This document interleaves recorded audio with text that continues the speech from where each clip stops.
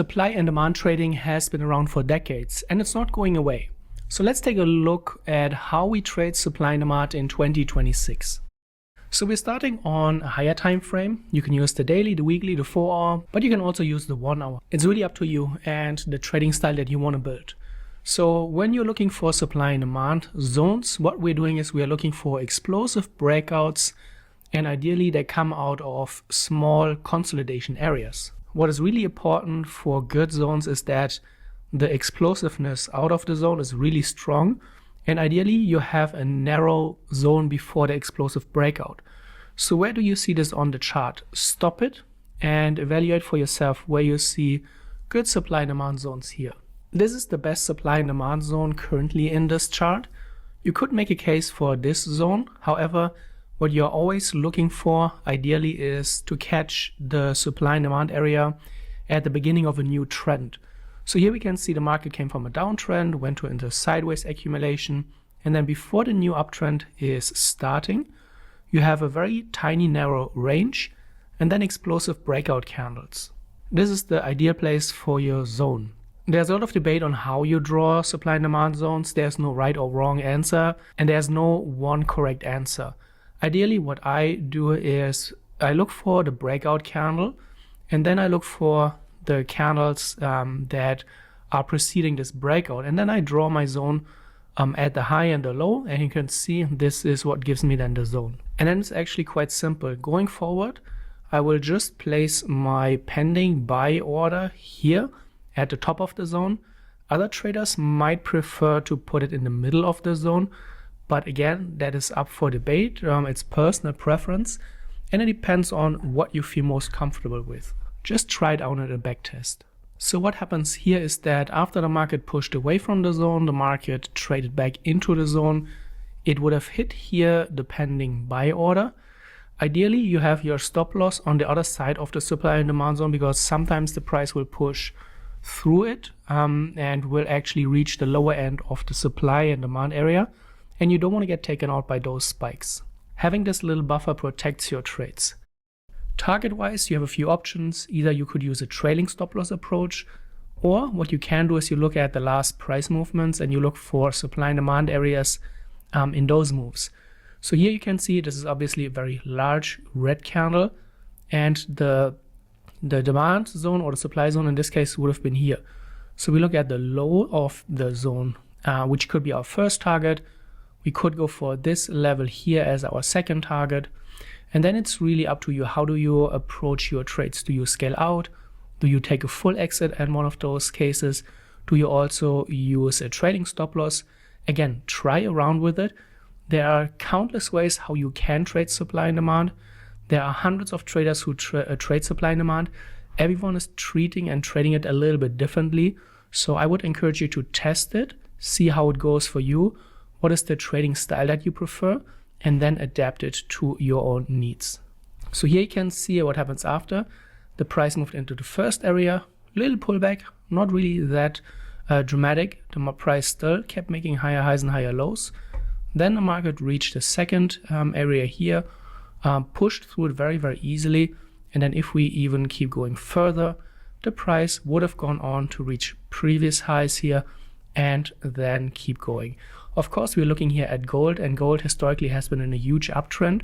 So if you're looking at a chart and when you zoom out, you see that it's a multi-year or even a multi-decade long trend, you might be able to stretch your target much further compared to a market, for example, Forex, which is more known to be a mean reversion market, and trends typically don't last as long.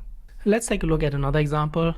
Again, another commodity. We're looking here at crude oil, but you can trade supply and demand really on any market. So we're looking at this chart and we want to analyze the last price move, the last recent bullish move. Where do you see supply and demand? Again, a helpful way here to start is to look for where's the trend originated from. So here seems to be the base where this downtrend bottomed out, and then we have a little bit of a higher range here after this reversal. And then really out of this space is where the trend really got going, right? So we could use this single candle as our supply and demand area. As I mentioned in previous supply and demand videos on this YouTube channel, You don't want to see supply and demand areas that don't go on for that long. So ideally, you want to have supply and demand areas that are maximum 5 to 6 candles. And then we just draw the zone around it. We would place our pending buy order here at the top of the zone. Again, it's personal preference, up to you how you want to trade it. Then the market hits the upper area of the zone, stop loss somewhere underneath the zone. To make it objective, you could have like a 25, 30%, 50% buffer below the zone to give your trade a little bit more room. Again, it comes to the expense of having a wider wider stop loss and a smaller reward to risk ratio. And then looking for target spaces, we could target here the origin of this strong down move. One thing that you will always, not always, but that you will often see is that supply and demand zones trades can look quite scary when you're in them. Very often you will see that the price is really pushing hard on you and it feels uncomfortable getting into such a trade, because you can see two major red candles right as you are entering here. That doesn't always feel great. Looking at the gold trade, you can see is here as well, huge sell-off. This could look like a head and shoulder. Very, very uncomfortable probably to go into this market here with a high volatility. And that's something that you can and probably will observe quite often here. So this would give you a 4.3 reward to risk ratio. And then looking at this, the market pushed higher very quickly. Let's take a look at another commodity before we move on to another market.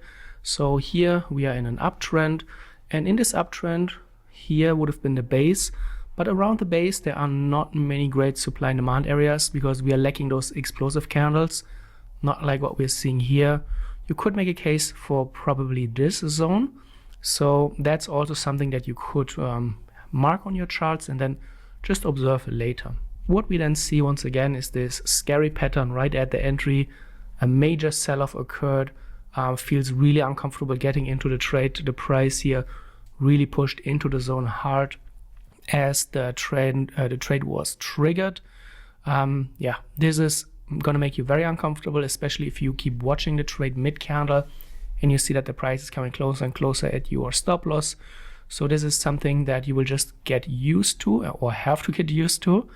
Otherwise, you will probably bail out of those trades.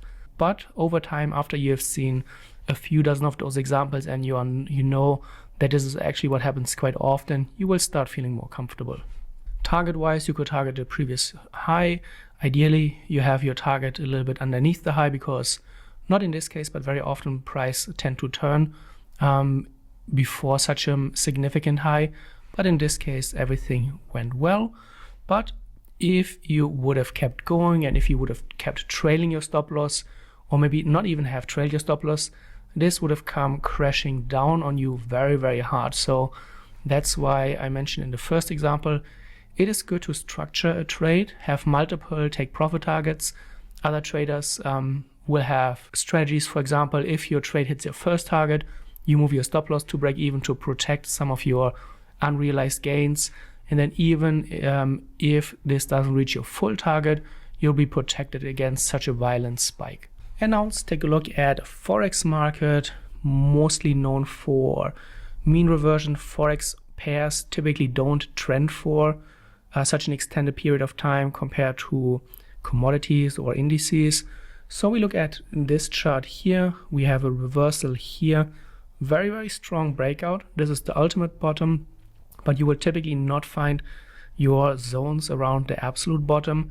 Typically what you will see is that you have the reversal, and then before the trend really gets going, you have this last little consolidation here. Ideally that consolidation isn't also so wide. The wider the consolidation before the explosive breakout, the weaker the zone is, but in this case all looks good. The zone is drawn around the high and the low of this last consolidation.